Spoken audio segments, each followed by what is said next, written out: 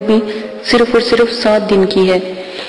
اس موقع کی تسخیر کے لیے لازم ہے کہ جو بھی عمل کرے وہ نمازوں کا پابند ہو اور ہر چیز یعنی شریعت کا پابند لازم ہو۔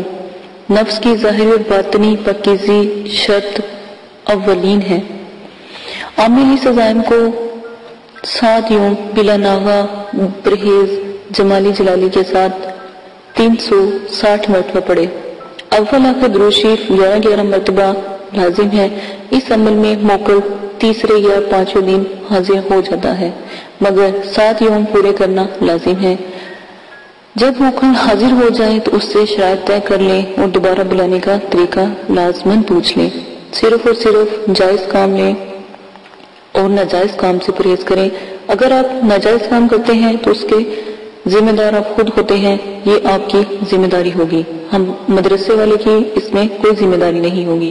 اسی کے ساتھ آیات میں آپ کو بتا دیتی ہوں، غور سے سن لیں، اسکرین پر بھی آیات چلا دی گئی ہے، یہاں سے بھی آپ کاپی پنسل سے نوٹ کر کے زیر زبر پیش مد کی غلطی کی کوئی گنجائش نہیں ہے۔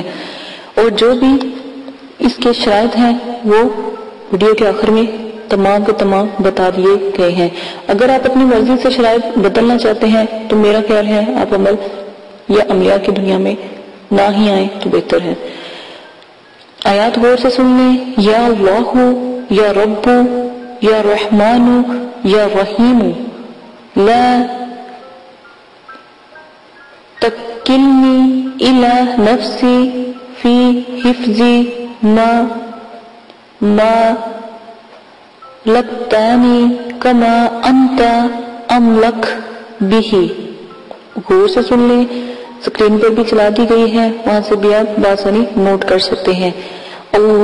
یا اللہ یا رب یا رحمان یا رحیم لا تکلنی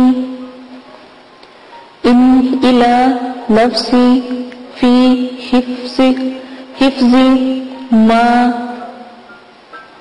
لکتانی کما انت املک بھی۔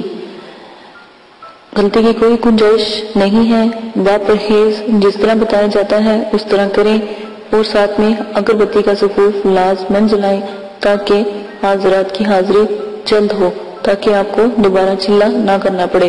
آدابوں کا خیال رکھیں تو پہلے چلے میں الحمدللہ ضرور کامیابی ہوگی۔ آپ لوگ آدابوں کا خیال نہیں رکھتے اس لیے آپ کامیاب نہیں ہوتے۔ اجازت دیں، اپنا خیال رکھیے گا، دعا میں یاد رکھیے گا۔ اللہ حافظ۔